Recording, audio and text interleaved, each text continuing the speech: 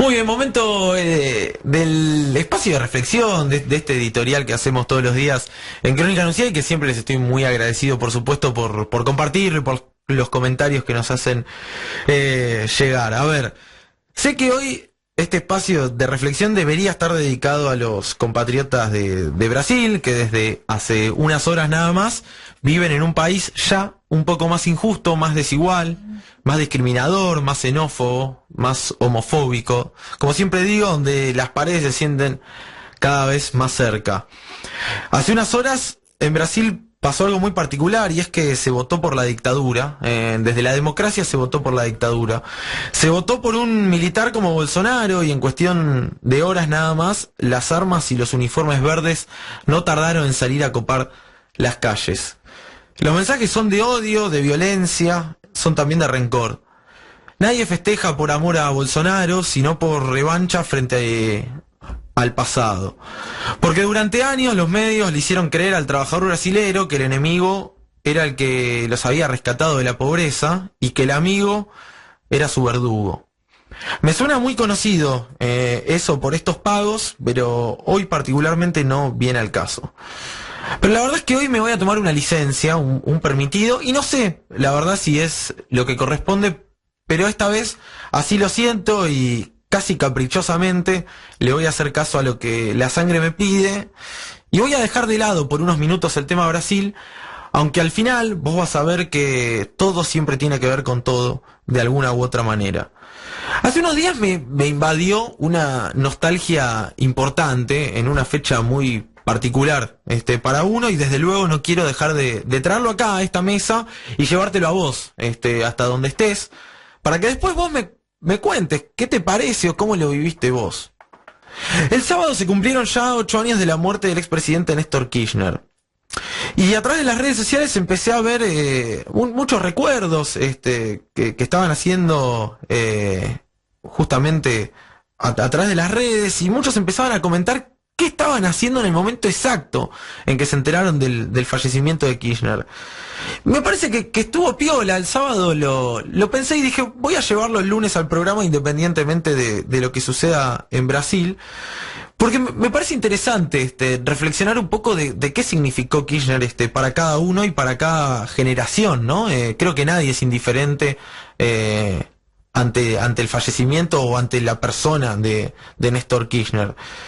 Por eso me parece piola traerles y contarles mi caso. Para mí fue un cambio rotundo. En mi vida hubo un crack en la muerte de Néstor Kirchner, casi de un momento para otro, y creo que en parte sintetiza un poco lo que fue Kirchner. A ver, a vos Kirchner te puede caer bien o mal, y en eso yo no voy a influir en nada, porque no me interesa cambiarte tu opinión, y porque si me interesara creo que tampoco podría hacerlo. Cada uno convive con lo que piensa, y es muy difícil desde un espacio tratar de convencer a otra persona. Por eso yo ya descarto tratar de convencer a alguien de que piense distinto. Pero sí puedo contarte lo que yo vi, lo que veo desde mi perspectiva. Y te decía que ese 27 de octubre a mí me atravesó particularmente. Siempre la muerte tiene esa cosa injusta de someterte a una suerte de juicio final, y todos analizamos y sacamos conclusiones a partir de eso. Bueno, malo, blanco, negro. La mirada ante la muerte es, valga la redundancia, siempre lapidaria. Esa mañana del 27 de octubre yo estaba censando en Caballito.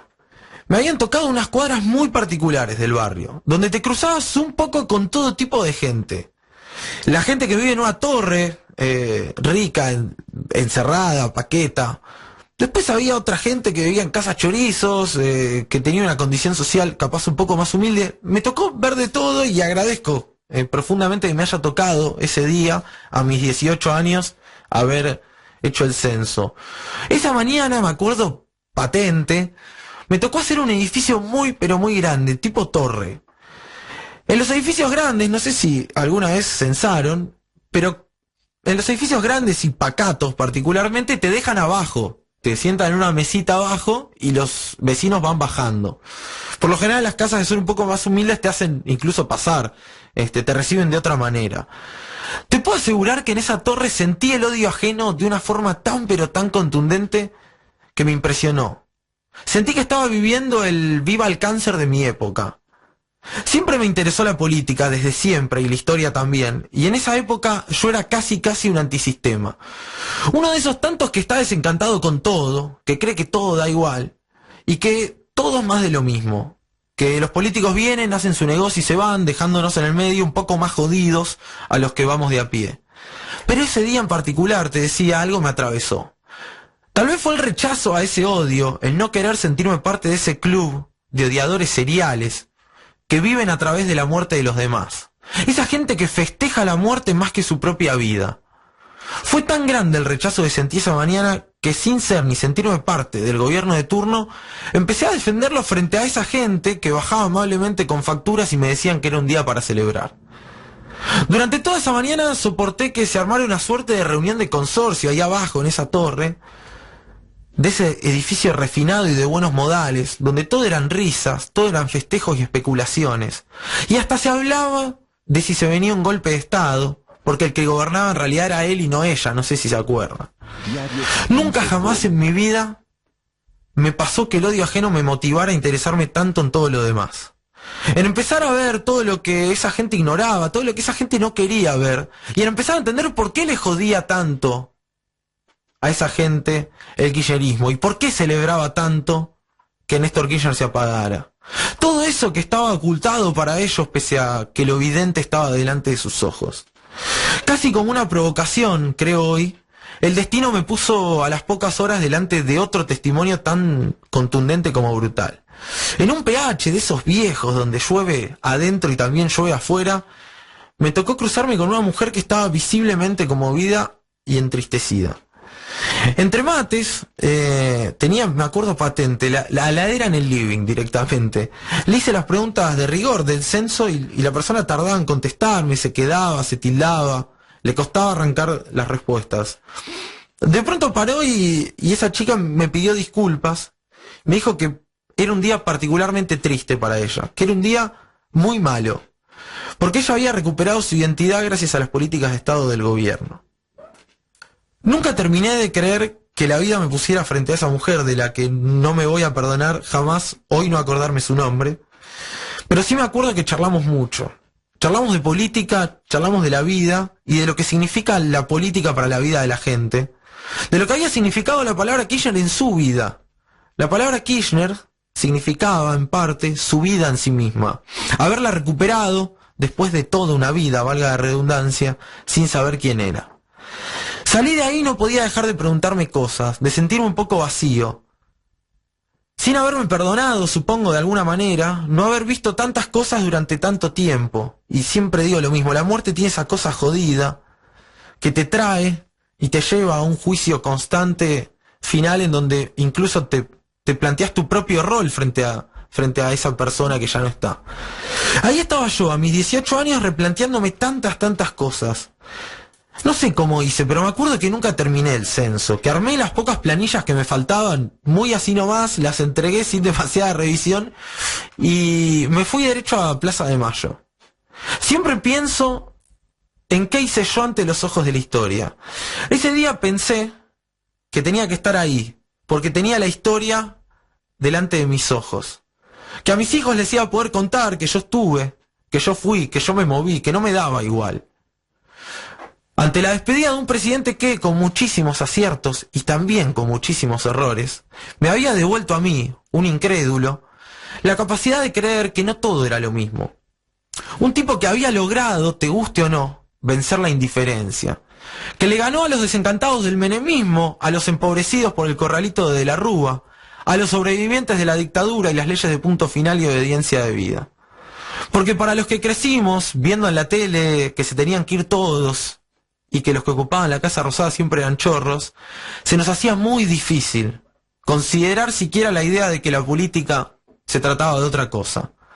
Por eso te decía, no me importa cómo te caiga, no te quiero dejar de contar que Kirchner fue importante en gran medida por haber trazado un camino, por haber plantado bandera a muchísimos pibes que capaz hoy no se reivindiquen en sí mismos como kirchneristas, pero que decidieron no ser indiferentes ante esa historia, ante el sufrimiento de sus compatriotas, que entendieron que es necesario comprometerse y ser protagonista de la realidad para transformarla al menos un poquito, y que decidieron salir a dar batalla, saliendo a las calles, militando en los barrios, poniendo el pecho a los comedores, o buscando darle voz a quienes hasta ahora no la tienen a través de un micrófono como intentamos hacerlo acá. Por todo eso es que creo que nuestra generación, para nuestra generación, Kirchner es un antes y un después.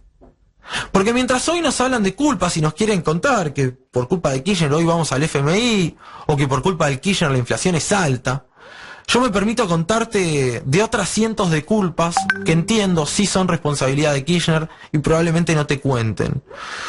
La culpa de que miles de bonaerenses hoy sean médicos, abogados o científicos, gracias a las universidades que se construyeron en los últimos años.